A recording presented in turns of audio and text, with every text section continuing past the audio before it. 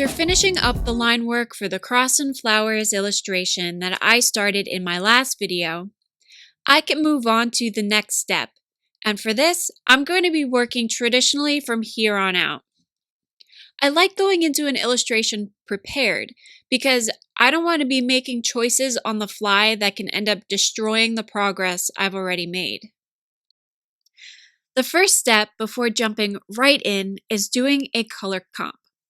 This is a well-known tactic, but if you're starting out and you aren't sure why your illustrations aren't exactly hitting the mark, it's probably because you haven't given yourself an opportunity to find the right color palette for your piece. Then I went with brown to see if I could make it made of wood, but I really wasn't feeling it, so I moved on. I tried to incorporate this lovely dark blue marker. I didn't end up using it in this piece, but I feel like it deserves a mention. This is a B99 Copic marker, and it is an amazing color. The violet I paired it with was competing with the blue, so I tried to swap it out with a lighter violet. That didn't work either. So as much as I wanted to work with this blue, it wasn't going to happen for this piece.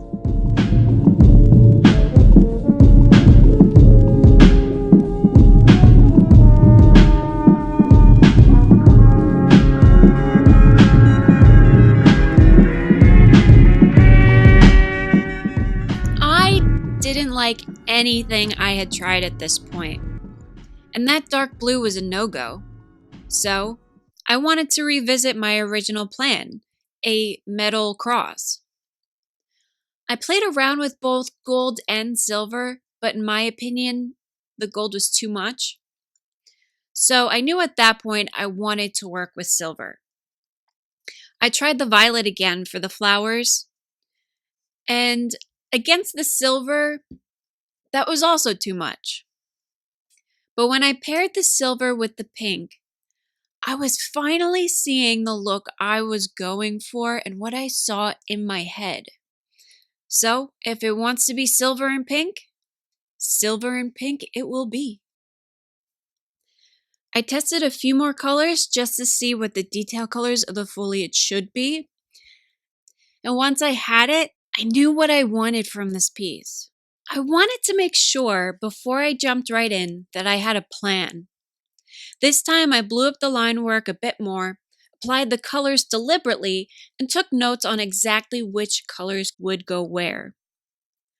Once that was all done, I could finally jump into the illustration.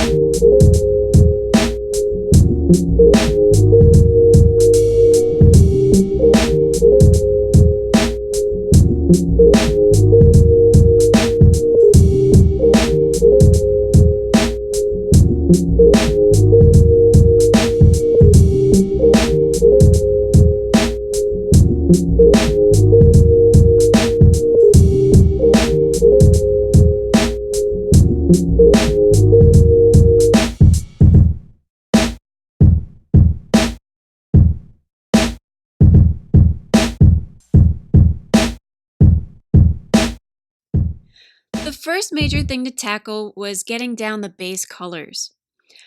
I did this with my Copic markers. This was probably the simplest thing to do as far as how complex it is to design something like this. This was also the quickest part, and although it's relaxing to just color by numbers, the hardest part came next. While I was laying down color, I decided to fill the cross in with a darker gray on the left side than the right. This choice was due to the material I was trying to represent. Metal is shiny, so I tried to give the impression that the right side was receiving more light than the left, adding in dimension early on, which would help make the rendering just a little bit easier. The hardest part of rendering is how time-consuming it is to give every millimeter of the paper attention, especially when working in gradients in such small areas. I'm slowly making my way as I work on every element of the cross and each flower petal. My time was mostly spent trying to give the impression of the cross reflecting light as the different elements themselves have changes in their forms. To represent these changes, I added in a shadow and highlight to each.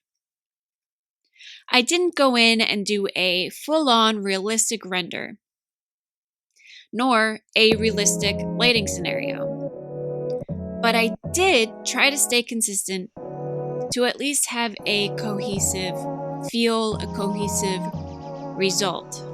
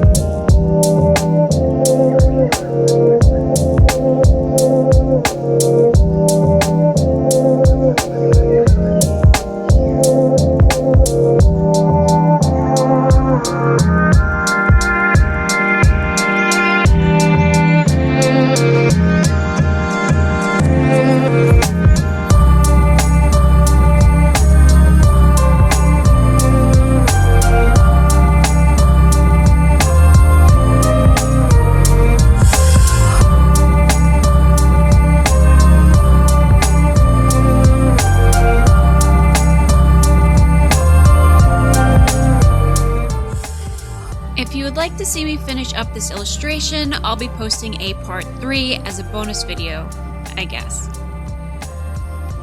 That'll be all for today. Thanks for taking the time to look at this video. If you liked the video and would like to see more, please comment below. Hit the like button, subscribe, and turn on notifications. While you're at it, share this video with all of your artist friends. See you next time.